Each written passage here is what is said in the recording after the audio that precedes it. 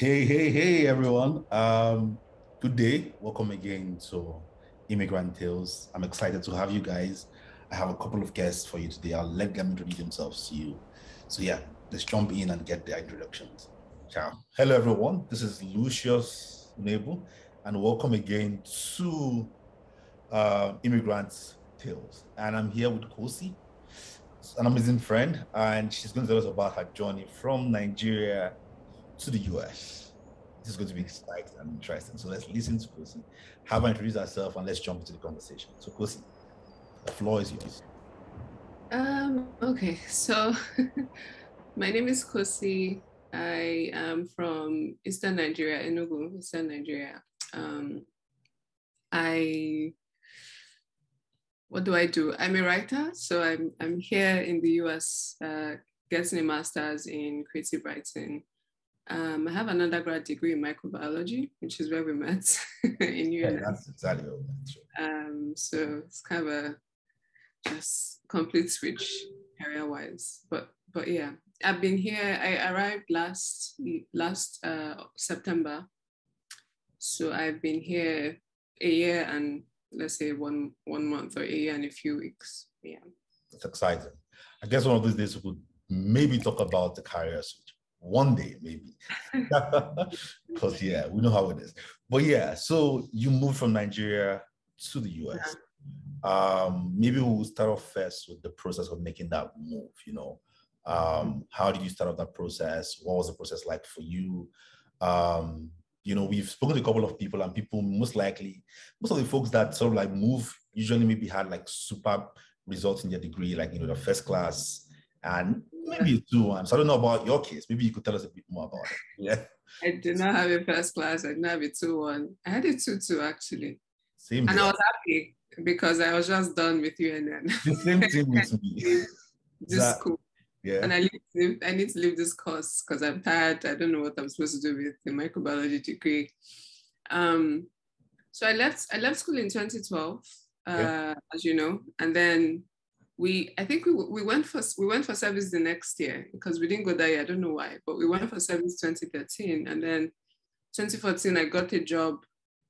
That was when like MEP was recruiting everyone from UNN to come join Jumia. So we all we all went to Jumia to be customer service agents. And then I spent about a year and a couple of months at Jumia. And then, like there was no, like I didn't see where this career was going.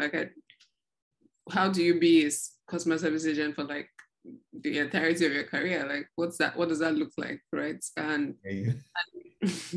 the administration was not helping because it seemed like what your progression was you be a customer service agent.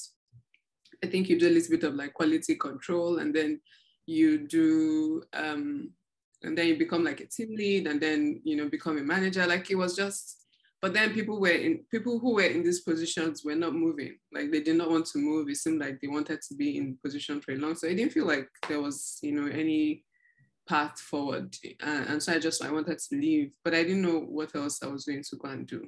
Okay. Right? But um I'd been writing for as long as I can remember. So I was running a blog at the time, which I started after school and like just a pastime before service came.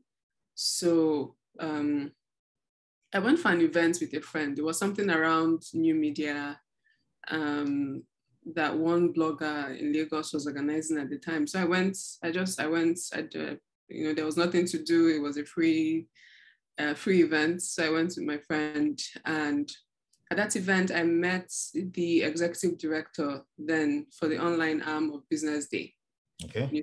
So we talked like outside during like a break, and he said, they were hiring they wanted young writers and video creators and to sort of push the online content and like open up Business Day to a younger audience because it was just like boring businessmen who were reading the Yeah, newspaper. yeah, yeah. So I joined. I interviewed. I passed the interview and I joined the online team. And so from there, like that's where my whole journey into sort of the media and writing and journalism sort of came about. Okay. I spent about let's say 4 or 5 years doing that in Lagos. So I went from Business Day to a culture magazine, an online culture magazine. It was new. They were trying to do something different. We closed up in a year because the media business is tough and it's like very capital intensive. And then I moved to tech writing. Okay. And so from there, when I decided I wanted to sort of do a master's, after 5 years, I'd always wanted to continue school because it didn't feel like UNN was like an education. Yeah, I understand that 100%. Yeah, I felt the same way too. So I always wanted to do master's. And so it boiled down to either like, when I was doing all these journalism media jobs, I was always doing my creative writing, so poems. I tried short stories, fiction writing. I was writing essays, so like personal stories from real life. So it boiled down to either going for like a journalism master's or a creative writing master's, which I didn't know was possible until like a friend of mine who had come to the US like in 2017 or 2018 said, like this is something you should perhaps consider, like coming here and doing like an MFA. So I started applying. Journalism schools, it was very expensive. I wasn't seeing a lot of them having like you needed, for journalism schools, you needed to apply and then apply for funding somewhere else. Okay. MFA programs, most of them, like if you apply and you come in, you automatically have like, once you apply them, you're in for like if full tuition waiver or like something like that. So I sort of focused on applying for the MFAs, and I applied in 2019. I applied to 2 schools in 2019. I think 2 schools, yeah, or 3. It was 2. I didn't get in. Then there was another school that sort of listed and wanted me to do another like kind of program. And, there was no scholarship or anything. So I told them to put the admission on hold and I'll see what happens the following year. Okay. The next year, 2020, COVID came. They didn't have funding. So it was like, we don't have funding for this anymore. I'm like, okay, fine. No, I can't come. There's no money. My daddy doesn't have this money and I don't have it. So no problems. And it was discouraging because like, maybe there's no point in this. Maybe I should just stay and continue working and sort of build my, career in media. But my sister and her husband kept encouraging, like, try, apply for another cycle, right? So I took the next cycle more seriously, actually. I didn't think I was very serious in that first one. I was just like, well, let's see what happens. But I took the second cycle very seriously. You have to submit like writing samples. You have to, get people to write you recommendation letters. Mm. I took my time, opened this Notion, database, long list, short list, the whole works. Is like moving schools from wow, like until I longlisted a couple I longlisted I think about 8 or 7 schools, and then just sort of whittled it down. I ended up applying to four schools, 3 in the US, 1 in the UK. Mm. I got admitted to all 3 in the US, but I came to Oregon because this was where I got like full funding. Yeah, and that's how I got here. No, I didn't have I came on the strength of the writing I had done before now. It wasn't really based on my undergraduate degree. Wow. Like that, yeah. So I think it's sort of like a missed buster because, people sort of like assume you need to have like really a huge, like you need to have like at least a 2-1 or a first class to be able to at least get a scholarship while going I think it depends on the program too. Like if you were going for one of those more professional, but even those like I don't know, but maybe if you're going for like a more professional course, like they'll want to see that you've done some good work in your like undergrad. But I think for most humanities, arts, it comes down to what have you created? What is the work that you put out already that, and how good is that? Because those are the things they ask you for when you apply. Yeah. Even though you submit, you turn in your certificate and all of that stuff. That is really what they are looking at, not if you have a 2-1 or like a 2-2. Okay, that's cool. That's awesome. That's nice to know. That's superb, actually. So yeah, that's cool. So yeah, so now you are in the US. First week, first day, first. What was your experience like? As the flight was incredibly long, which is, I mean, I think I've flown this long too before, but it was almost like a 2-day trip because I left Lagos on 31st of August and I came in on the 1st of September. Hmm. And then the town is sort of at the like on the outskirts. So you land in the capital and then you have like a 1 hour, 40-minute drive to where the university is. First day, first week. um, I don't know, like, so I'd made arrangements for housing before I came, at least like it was a temporary sort of accommodation. I'd been in touch with like two or three other Nigerian students who were also coming, like in my sets, but they are PhD students in like engineering, but we had talked for a bit before before we all left Nigeria. So there were people to meet, so to speak. And then my colleagues, like the students in my cohort, we had been in touch for quite a bit as a group, but like I'd been in touch with, one or two people like individually. And they were really kind. One of them was one who drove me from Portland to Corvallis, where I am right now. Oh. And yeah, so the first week was one of my new colleagues, and who's now my friend Daniel driving me around in his car. I needed to do a couple of things. So I didn't get vaccinated in Lagos. I wanted to get vaccinations. I needed to get food. I needed to, all those sort of administrative stuff, pick up your keys, pick up your ID cards. I sort of went into it because it was like I had about a few days, and then we were going to start like teacher orientation because we teach as a way to like cover our tuition. So I had like a couple of days to sort a few things out, and then begin that whole orientation thing. Corvallis is very quiet. I just remember thinking it was a lot like Nsukka when I came, because it's a university town like Nsukka. If students are not in UNN, the whole town is dead. Yeah, exactly, it's dead. That's exactly the way this place was. It's like there were no people. There were no people. Plus, it was also like just a few months after the whole COVID. In fact, as at 2021, like there were some countries that were still in lockdown.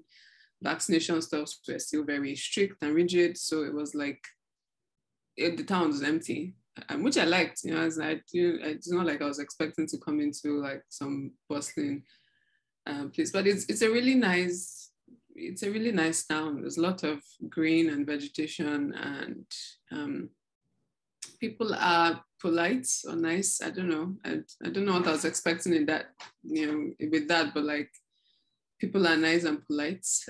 It's a very white town. I was just talking to one of my friends. We came across a tweet about sundown towns in the US, which is a very like racial Jim Crow era kind of nonsense. But Oregon was one of those states where there was, a law that made Black Americans just non-existent in the town, and sort of it persists today in the sense that the population of Black people here is like 1% or like 2% at most. So it's a very white town. I remember my first week, like just like wanting to see somebody else that just looked the way I looked. I know that. I mean, like I remember, like I think it was second week. There's a Black Cultural Center on campus, which is like one of these cultural centers that they have for students from wherever you come from, and Black Cultural Centers for like African Americans and like African students. And I mean, they'd had weekly meetings, and I was so swamped with work, with school, and just trying to adjust. So I didn't go for the meeting the first week. I remember the second week or third week, I was like, nah, I have to go here. Like, I just have to see somebody else that is, that looks familiar. I remember just leaving class one afternoon and just walking all the way to BCC just to, and if I remember just being, so so comforted, I guess. I guess that's the word that I would use. But yeah, it's also just strange feelings because like when you're back home, these are not things that you think about, you know, Right. like Yeah, that's true. Very, very true, actually. Yes. It's like, how do I put this? It's like you definitely don't even think or even feel it at all. You don't have that feeling when you're back home because, you know, everybody's basically the same thing. yeah. But when you're out here, it's like there's this craving to, Yeah. even if you don't have to talk to the person, just being able to see. Yeah. Exactly. What? That's something we do here. Like it's like spots the black person. It's like, oh, there's something, which is so funny. It was like, I would never do this, right? Like this is not this is not something I would do. But and somehow you realize you're just in tune to notice when someone else like you know like that is just passing or yeah. It's just yeah. But the first week was I'd come in to meet people who were like I didn't in a way it was leaving home and coming to some place that I did not know anyone, but in a way too it was I'd already met people and interacted with people before I arrived, so um, it didn't feel very like you know hard, like a hard landing per se. Yeah, but the following weeks were challenging. It was hard. It was a hard first few months. I did not admit to this at the time because I thought, I mean, I started going to boarding school at 10. I'm like, well, I'd been traveling too. It's like, you know, I'm leaving home, so I'm going to go back at some point. So yeah, this will be a piece of cake. It wasn't a piece of cake. I can admit to that now, but yeah. Okay, I can imagine. Like just thinking back to the point you were making about, you know, the feeling of being connected. When I first moved into this apartment, I went to the gym. And so I've been in the apartment and literally everyone in the apartment is just, you know, not anyone that looks like me. And I went to the gym once and it felt like, you know, when you probably have not had this feeling. I don't know if anyone has had this feeling. But you know, when you're a kid and you just walk into the class and you're in front of the class and you probably have shit on your ass and people are just looking at you. That's how I felt. Like literally. Like I felt like, why do they have their eyes on me? What's strange about me being here? Because obviously it wasn't just like an eye of just admiration. It's more like, what are you doing here? That's exactly what it felt like. So, but yeah, you know, I just brushed it off and moved on with it. So yeah, it is what it is. So yeah, I completely understand how it can be a struggle when you move to a new location. I'm glad that you had people, you had done some things to really, you know, help you sort of like adjust to the environment. But, you know,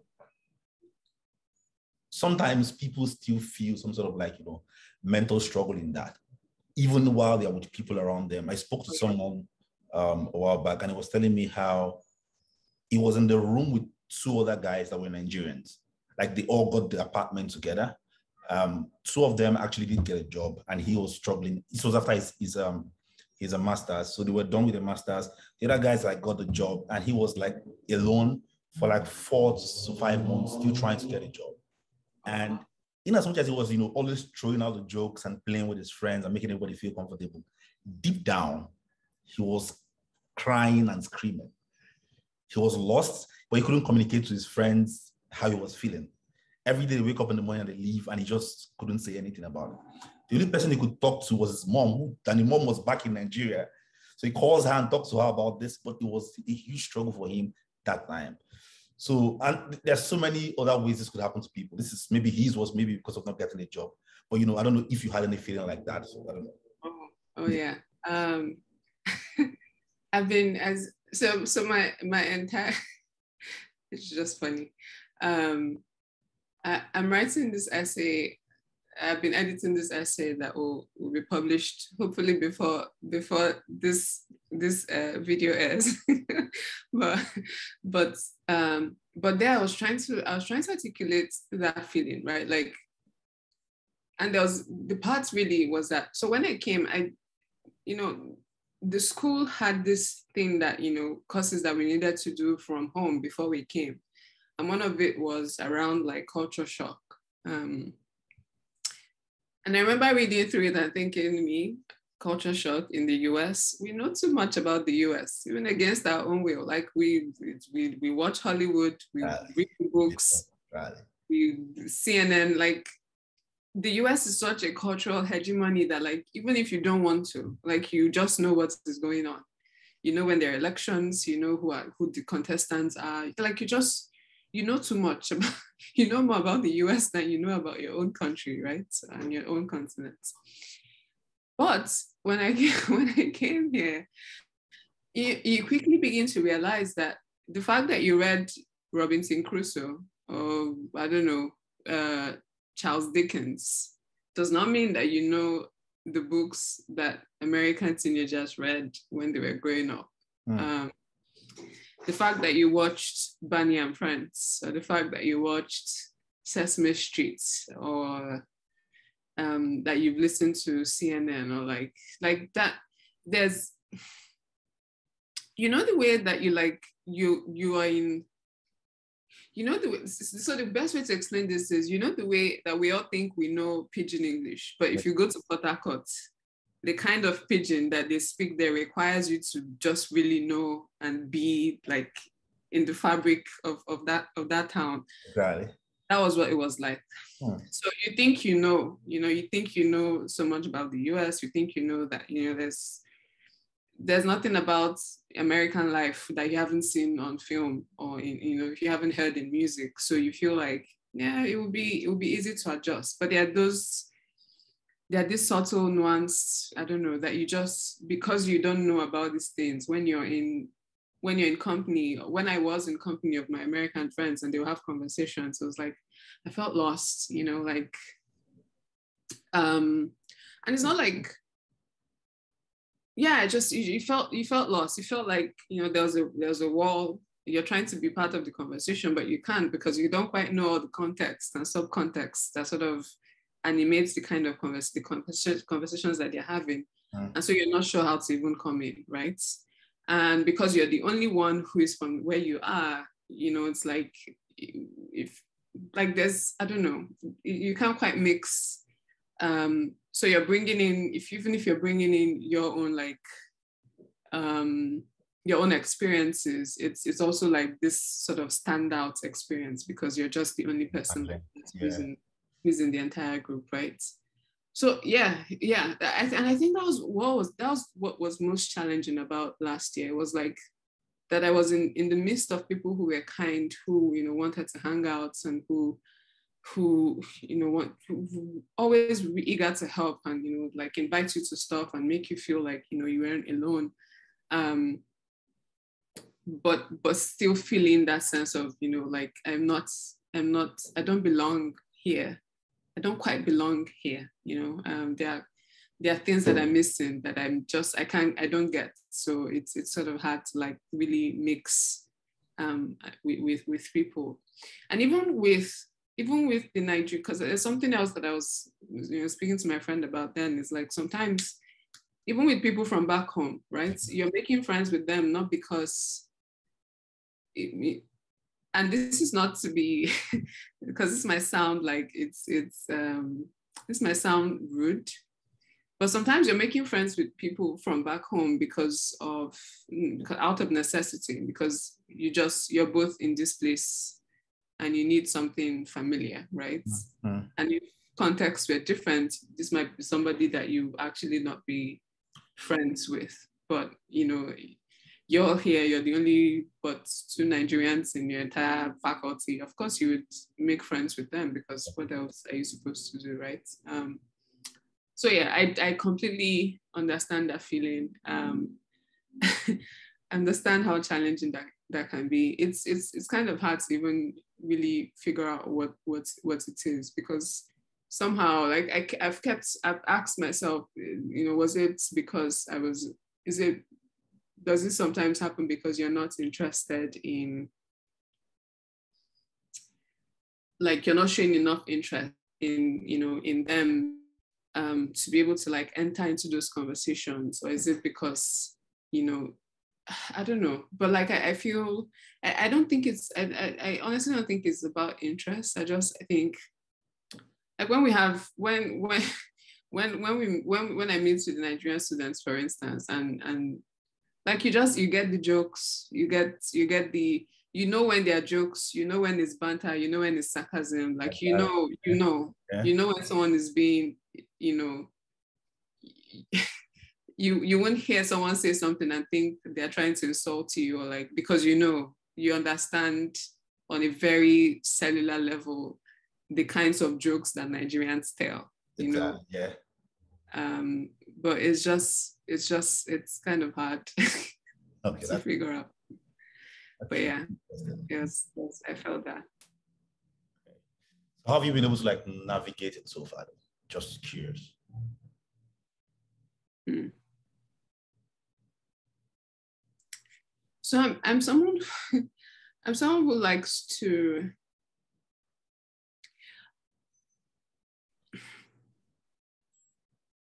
I think I so first thing I did that term was just I needed to spend a lot of time by myself, which is something I started to do. Even like I stopped saying yes to every invitation to go out. I needed to just be by myself. And I don't know, like maybe it's just, you know, being introverted, or, you know, appreciating personal space or recharging from being alone. But like it helped in a way that, you know, when it then came to, and then something I did learn from my colleagues was to just, you know, ask people questions about themselves. Yeah, I think I observed this just watching them interact with each other, because there's also, you know, the fact that all of them, even though they're all Americans, are also coming from, you know, different states, different backgrounds. They've left families, they've left jobs to come, and they're also trying to figure out how they all fit, right? So there was that too. It wasn't just, you know, me being, then just by observing them, you know, having conversations, and also trying to make friends with each other. It's just asking people questions, asking people questions about stuff they say, and just very simple questions, right? Like, what did you do today? Oh, you know, who wrote that book? Or you know, what does this mean? Yeah, like, how does this is what happens in Lagos, how does that happen here, you know? And so I think that helped. But then I think the biggest thing that helps was just time. Time passed, and it's, you know, with constant interaction, being in classes together, it got better, I think. And also just, you know, living in the community, observing what goes on in the community and all of that stuff. I think that helps too. So yeah. That makes sense. Yeah. That makes a lot of sense. Okay, so let's get down to some of like the smaller like nitty-gritties. For example, you know, food habits after moving. Was it easy for you? Was it so hard? Skin care, hair care, you know, things like that. These little things that, you know, somehow okay, for food, me, I did not even assume. I knew that moving is going to be a problem. In fact, I was prepared and angry that I'm going to not eat Nigerian food. But, you know, some like little things like haircuts and, you know, skincare were things I did not even plan for. I didn't even think that it would be a problem at all. So how was it? Food, I didn't think I would have a problem with food. I was wrong. I had a problem with food. Okay. I didn't think I'll have a problem with food because I'm not a food person. I think I eat anything as long as it tastes nice. But when you're far from home, food becomes more than just what you eat. It becomes like something familiar, something home, something homely when you're not at home. Something to remember home with. So and it's also like when you come, you have to start trying to figure out, like, if I go to Lagos now and I go into a store and I want to buy butter, like I'm going to go, where's Blue Band, right? Or, you know, I want to buy bread. There's this particular bread that I buy at this particular shop. Yeah. I know I'm going to get that bread. or I'm going to get detergent and I know I'm going to get Ariel. Like I know the brands. I know here you're still trying to figure all of that out. Like what brands do I like? What brands should I use? What brands should I not use? And there's so many to choose from, right? And then there's just bread. I couldn't find bread. I don't even know how I give you bread. It's crazy. Like bread that is like you Very can press soft. together. You understand, right? Nothing like that. Plantain, like I was looking for plantain for so long. Pepper, like it was very small, very not cubes. As I went to the Safeway close to me when I was looking for not cubes. I couldn't find, but there's like 20 different sauces that you can add to 20 different meals. Like I don't need all of this. I just want knorr and salt. That's all I need to season my food.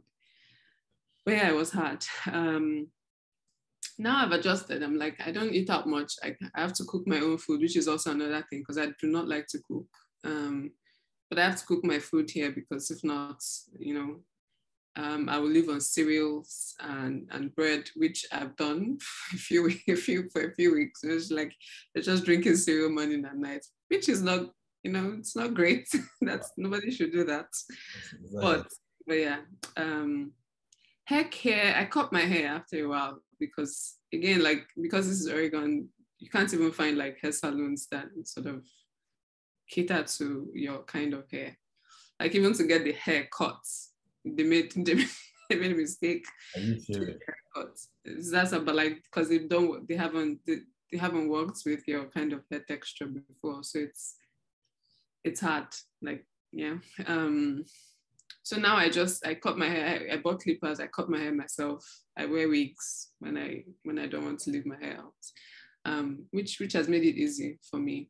And then for skincare, what did I bring? I didn't think that was going to be hard because like if you go on Amazon, you can buy any kind of skincare brand that you want. So for me, it was like, what brands have I been using back home? I can just go there and order and have it delivered. So I did have like I broke out really badly when I first came. I don't know if I think it was stress, but it was also wearing masks because we weren't wearing masks all the time in Lagos at some point. It was wearing masks all the time. Yeah. Food, weather, I don't know, but it was bad. It's clearing now, but it was really, really terrible at the point. But yeah, and 1 year down the line, like I figured, I will eat, I'll cook what I can. Sometimes it's not homely. It's not food that I'll make at home, but like it's food. It's tasty because I made it, and I'm fine. So, but yeah, it's quite interesting that whole thing about food because now I'm going to like spend the next couple of months just really thinking about food for my thesis project. So that should be fun. Okay. Yeah. That's a very interesting point. Spend this couple of months thinking about food just for the Is it like you're writing about food? I'm writing about food. I'm writing about food and home and like what it means to be away from the kinds of foods that you've grown up cooking, you've grown up eating. Even what it means to think about food as more than just what you eat so that your body can work, right? Like which is the way I've always thought about food. Like I'm hungry, my body needs fuel, feed it, move on with your life, right? It's like there are only a few things that I would actually like food-wise that I'll actually gush about. And I actually don't think that there's like anything food-wise that I will gush about. Well, I mean, maybe biscuits or like, I don't know, but nothing, or bread, because I really like bread, but nothing else. Yeah, but so yeah, that's part of the things I'll be thinking about for my project. Sounds exciting. Sounds really exciting. Looking forward to what the project is about. Yeah. So the result of the project rather. So yeah, let's take a step back. Honestly, step back. Basically, I'm hoping you could also tell us a bit more about, being in the US, looking at the dating scene in the US versus, back in Nigeria. I'm sure there were like a couple of differences. I spoke to someone that she did not know that when somebody asked her for coffee, that the guy meant it was supposed to be a date. She just thought he was just going to drink coffee. Oh, come on. Uh, but I mean, like, see what I mean? But like, if I'm sure she's watched a lot of Hollywood films, right? But like, and that's a very, staple plot line in a Hollywood film. Exactly, it is. But you're here and it feels you don't quite know, right? You get it exactly. That disconnect. But yeah, so funny thing happened. Like on Friday, I went out with a couple of girlfriends. One is celebrating her birthday on tomorrow, and tomorrow is Monday, and we can't go drinking on Monday, so we went drinking on Friday, and we're sitting at this bar at this table. It's like 11 p.m. or like almost midnight. And this dude comes to our table to join and says, well, can I join? I'm like, sure. So it's he's American, probably a college student. And so, we start talking and then he goes that he's surprised that no one has come, like no other guy has come to the table to like, I suppose, chat us up or something like that, right? And so one of my friends was saying, that it's because it's Oregon. That if it was somewhere else in the US that, guys would have come and maybe offered drinks or something like that, that people here don't sort of, if it was somewhere else, but also if it was like back home, right? Which is true. If we were sitting down in a restaurant like somewhere in Lagos, definitely someone is going to come and, try and get somebody's number, try and buy somebody drinks, right? So on a cultural level, I also think people here they love like space. And also this whole thing about, like consent and Me Too and like, you don't want to come into somewhere and start, sort of badgering them for their numbers and stuff like that, which is what it should be, right? It's not like I enjoyed in Lagos someone coming and just insisting that you give them your number. Like I did not like that, right? But yeah, I mean, personally, I've gone on maybe like one date since I got here with an American. Of course, we went for coffee because coffee means a date. But yeah, I don't know.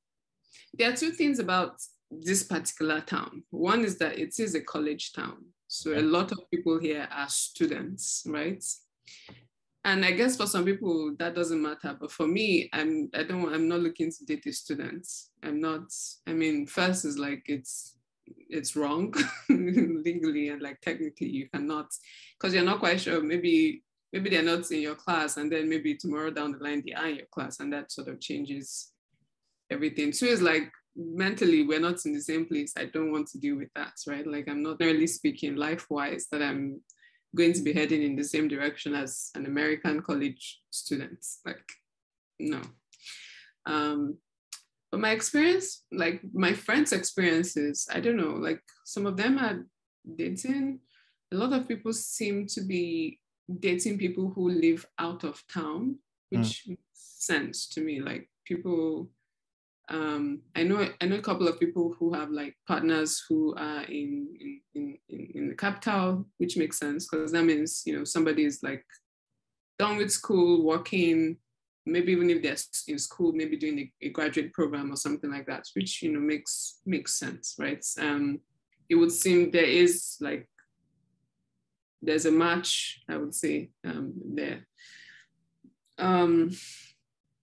So yeah, I know people complain a lot about the data, and I get it. I mean, there's so many layers of stuff to consider.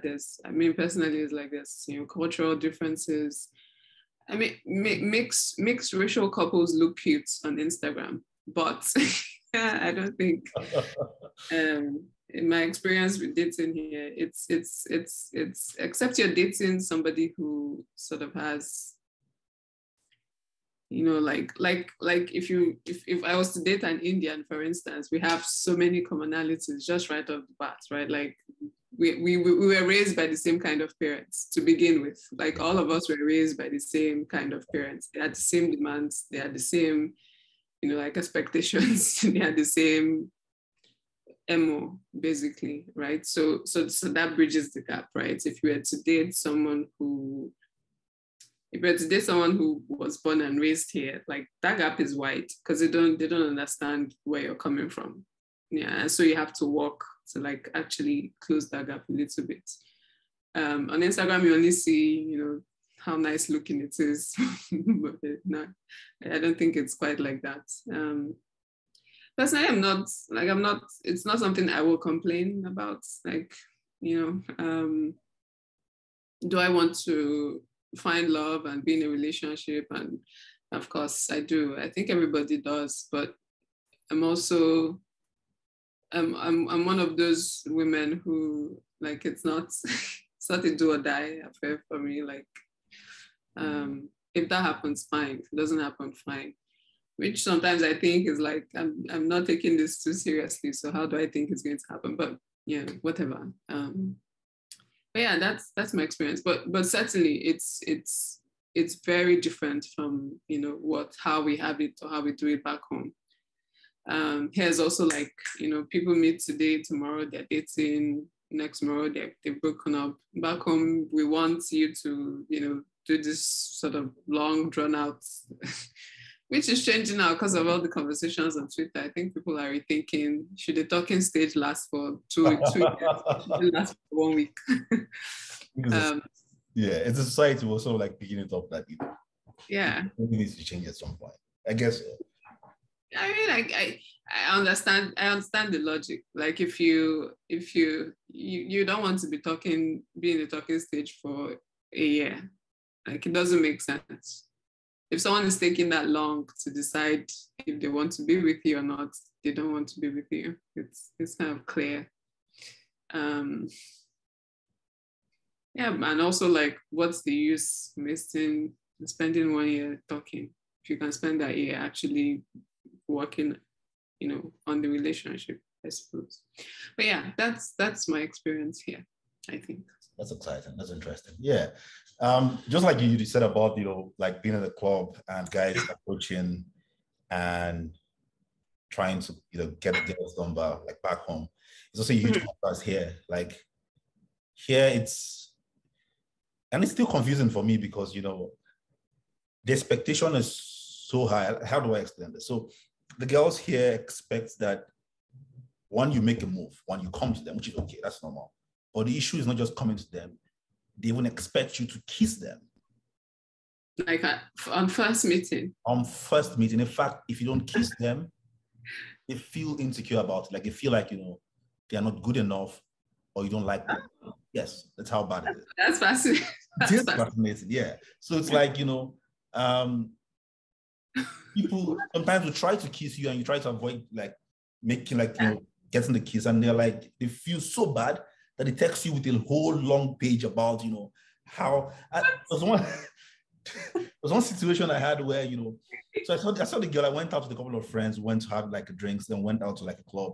So we're like dancing and all, and I was just looking. I saw this girl. I was like, okay, she's a fine girl. So I tried approaching her the first time. She was like, okay, cool, but she was acting up. Me, I don't know how to fight a lot, so I just gave her the space. After I gave her the space, I think 2 other girls tried talking to me. Problem is I still had a language barrier, so I couldn't really engage.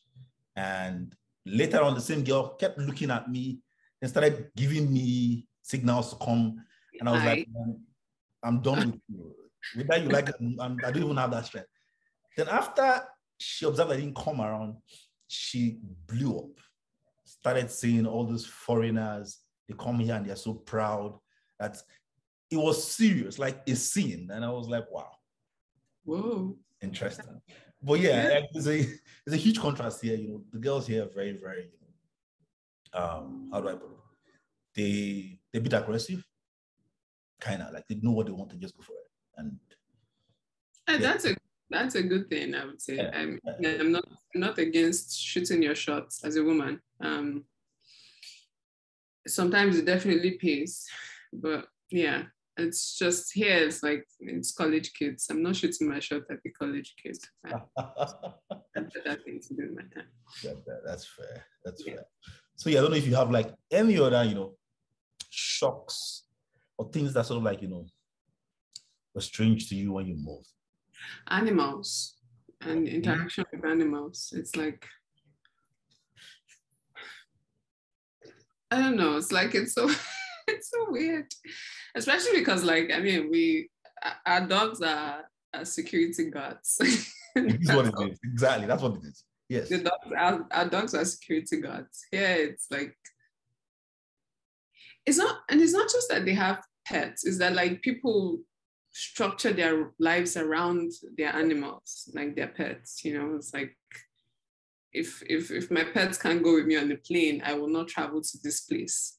Which for me is like really huge. Like, because I will not do that.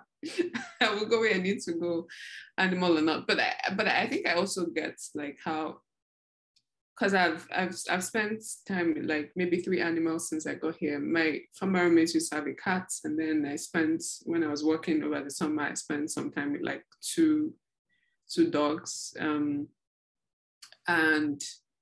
And yeah, I get how easy it is to sort of start forming this human-like emotional connections with an animal. Really? It's actually pretty easy. You just need to spend a little bit more time with them, and you see that. So I understand how you can get to a point where you're moving your life around for your pets, but you know, it's still really like very interesting to watch to me.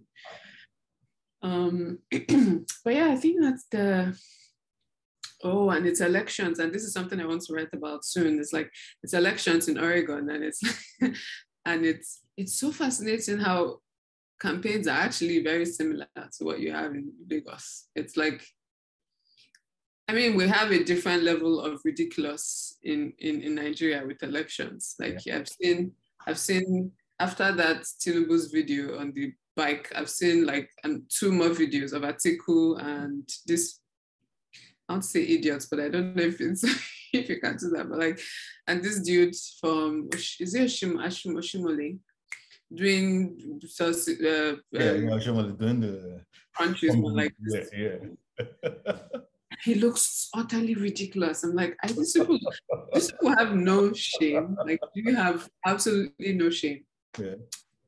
But the campaigns here actually even like there's this poster, and I'm going to get a picture of it for this and I'm writing. There's this poster, yeah, I have to remember to do that. There's this poster just downtown here, and it's like this woman who is contesting. I don't even know what she's contesting for. I think she's contesting for governor or like she's contesting. So it's governorship elections in Oregon. I think she's contesting for governor. And just the campaign, like there's a banner of her, and then there's this sort of list that are ticking off points. And the language, I don't have the details now. I wish I took a picture earlier, but like the language just was like, when I first read it, I had to like do a double take and like come out like, huh? It was like some, I don't know, like some lists a teenage girl would make up and like tick off a very like nonsensical things. How does this have to do with a governorship election in a state? You know, like, what are these campaign promises, or like, is this what you're going to do for the people of Oregon? How do these help their lives, like on a very practical level? Mm. So there's a bit of comedy in like, you know, that whole ridiculousness of election season. It's actually not, you know, here, if I'm watching any YouTube videos, like there are 20 ads, campaign ads. It's like pointed campaign ads, like, you know, the way you call people, you know, like when APC wants to like tackle PDP, they don't really call people's names. You just say, you know, the opposition party or this, that. Here's like, this person is doing this, that. No, don't vote for this person. and it's like a YouTube ad. Are you serious? That plays over and over and over and over. Wow. And I need to like, yeah, that's something that I'm thinking about writing about, because it's just so fascinating to me how like I'm seeing so many similarities between how the current election campaign in Nigeria is going, and how this one is, even though this is like governorships and back home it's presidential. It's interesting. I mean, you don't see posters around, but like they're using YouTube and like banners a lot and like billboards, and then people having signboards in their houses. That's also another thing. Like the campaign goes home with people. It's really interesting. Yeah. That's interesting. That's cool. Yeah. Okay, that's awesome, man. So Kosi, I would say this. I can't thank you enough for the time that you've given to us. Super, super grateful for it. I would say to everyone watching that that you should. I hope this helps a bit for you to understand the experience of people moving from Nigeria to the US, at least to Oregon. Most likely, we could have other ones with people from other parts of the US, but I think this would help a bit. And if you have any questions, you could say something in the comment section, and please subscribe and like the video. Muito obrigado.